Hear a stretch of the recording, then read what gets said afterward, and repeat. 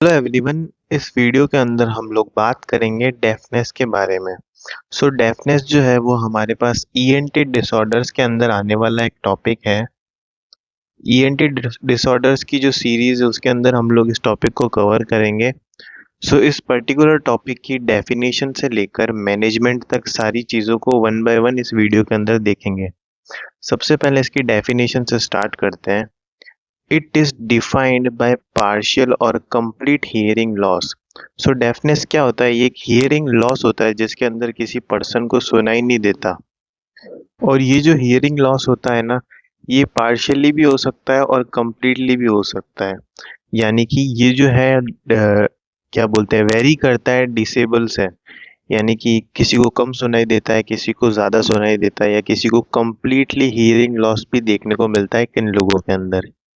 Hearing impairment ranges from another mild difficulties in understanding word or sound or hearing to a total loss of hearing.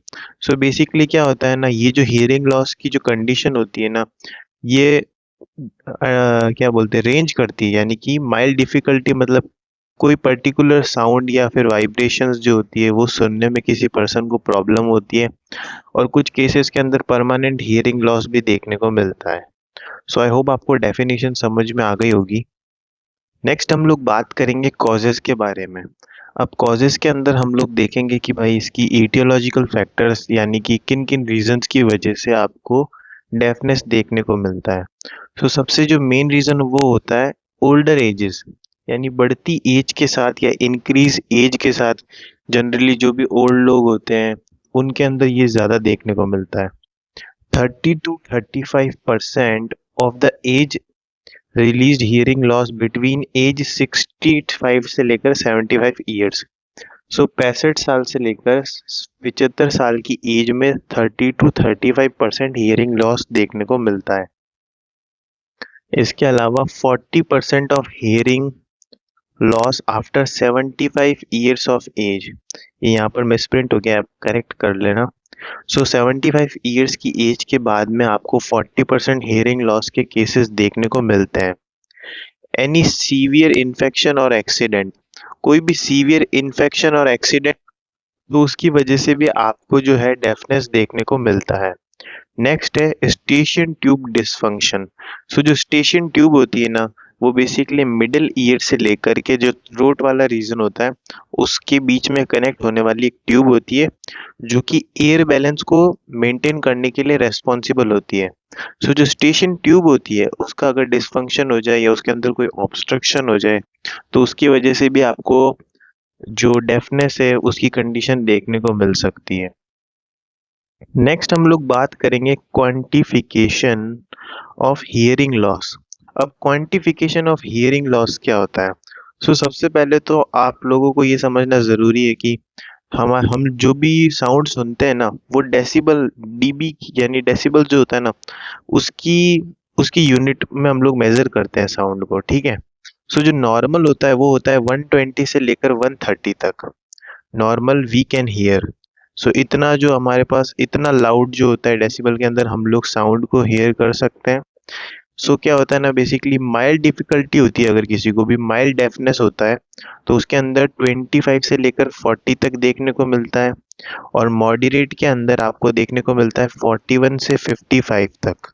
यानी कि जब moderate deafness होती है या moderate hearing loss होता है तो उसके अंदर 41 से लेकर 55 डेसिबल का लॉस देखने को मिलता है साउंड के अंदर।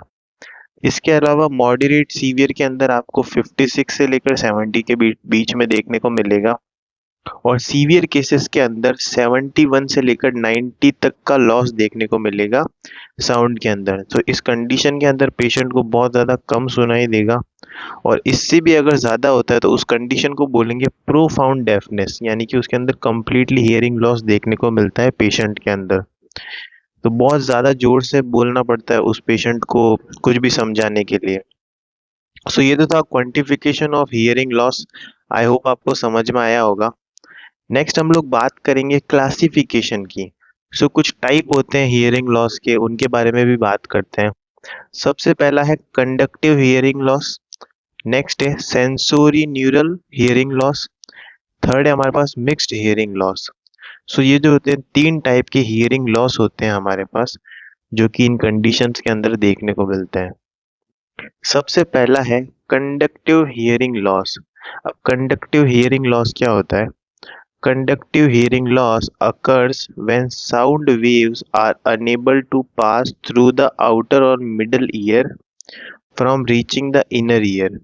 So basically क्या होता है, कंडक्टिव हियरिंग लॉस एक ऐसी कंडीशन होती है जिसके अंदर जो साउंड वेव्स होती है ना, वो क्या करती है, आउटर ईयर से और मिडल ईयर की तरफ ट्रांसफर नहीं हो पाती या पास नहीं कर पाती, और उसकी वजह से वो इनर ईयर तक भी नहीं पहुंच पाती है, और आपको जो है साउंड जो है पेशेंट को वो प्रॉपरली हियर नहीं कर पाता है उसको। सो इस कंडीशन को बोलते हैं, या इस सिचुएशन को बोलते हैं कंडक्टिव हियरिंग लॉस। ठीक है, नेक्स्ट हम लोग बात करेंगे सेकेंड टाइप की, जो कि है सेंसोरी न्यूरल हियरिंग लॉस। अब this type of hearing loss is a type of hearing loss caused by damage to the inner ear और nerve from the ear to brain. So basically क्या होता है, जो इनर ईयर होता है ना, वहां पर अगर कोई भी डैमेज है तो उस वजह से सेंसोरी न्यूरल हियरिंग लॉस देखने को मिलता है। इसके अलावा जो नर्व होती है, जो कि हमारे पास ईयर के जो भी सेंसेशंस होते हैं उसको ब्रेन तक लेके जाती है, जिससे हमको वॉइस समझ में आती है ना, बेसिकली उसके अंदर नर्व के अंदर भी कोई डैमेज देखने को मिलेगा, तो उसकी वजह से भी कॉज आने वाला हियरिंग लॉस कौन सा है? Sensory neural hearing loss. ठीक है, नेक्स्ट हम लोग बात करते हैं थर्ड टाइप की, जो कि है मिक्स्ड हियरिंग लॉस। अब मिक्स्ड हियरिंग लॉस क्या होता है? Mixed hearing loss is a condition that affect both the outer middle and inner ear. So basically क्या होता है, इसके अंदर सेंसोरी न्यूरल और कंडक्टिव हियरिंग लॉस दोनों के सिम्टम्स या दोनों के जो भी कॉजेज होते हैं वो मिक्स होते हैं। सो इसलिए ये आउटर मिडल और इनर ईयर तीनों को अफेक्ट करता है, उसको बोलते हैं mixed hearing loss condition. So I hope आपको टाइप समझ में आया होगा। अब हम लोग बात करेंगे लास्ट में इसके मैनेजमेंट के बारे में। सो मैनेजमेंट के अंदर देखेंगे कि भाई क्या ट्रीटमेंट होता है इसका, बेसिकली इस कंडीशन को कैसे ट्रीट किया जाता है।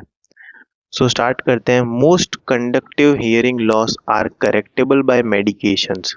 सो जो कंडक्टिव हियरिंग लॉसेज होते हैं ना, वो तो मेडिकेशंस के द्वारा ट्रीट किए जाते हैं जनरली ज़्यादातर, और surgical treatment, but sensory neural hearing losses. So basically क्या होता है, जो कंडक्टिव हियरिंग लॉसेज होते हैं उसको तो मेडिकेशंस और कुछ सर्जिकल ट्रीटमेंट होते हैं उनकी हेल्प से ट्रीट कर लेते हैं और सॉल्व हो जाती है ये प्रॉब्लम। बट जो सेंसोरी न्यूरल हियरिंग लॉसेज होते हैं ना, are usually permanent and are generally not correctable by medications or surgical treatment. But जो सेंसोरी न्यूरल हियरिंग लॉसेज होते हैं वो जनरली परमानेंट हो जाते हैं, और उसके अंदर जो कोई भी मेडिकेशन या सर्जरी की हेल्प से उसको ट्रीट नहीं किया जा सकता और परमानेंट हियरिंग लॉस देखने को मिलता है। इसके अलावा removing wax blockage, then flushing, scooping और suctioning the soften wax out. So जो भी वैक्स होता है, जो भी ब्लॉक है ईयर के अंदर, उसको परमानेंटली बाहर निकालना, उसका सक्शनिंग करना जो होता है, हेल्प करता है हियरिंग को इम्प्रूव करने के लिए। इसके अलावा यूजिंग हियरिंग एड्स। सो जो हियरिंग एड्स होते हैं, जिसको आप लोग कान की जो मशीन होती है हमारी ईयर मशीन, जो कि साउंड वेव्स की जो फ्रीक्वेंसी है उसको कन्वर्ट करके ईयर तक पहुंचाती है, वो जो हियरिंग एड्स होता है ना, जिसके ऊपर हमने एक वीडियो भी बना रखा है, वो यहाँ पर यूज किए जाते हैं इन कंडीशंस के अंदर ट्रीट करने के लिए हियरिंग लॉस को। सो आई होप आपको समझ में आया होगा।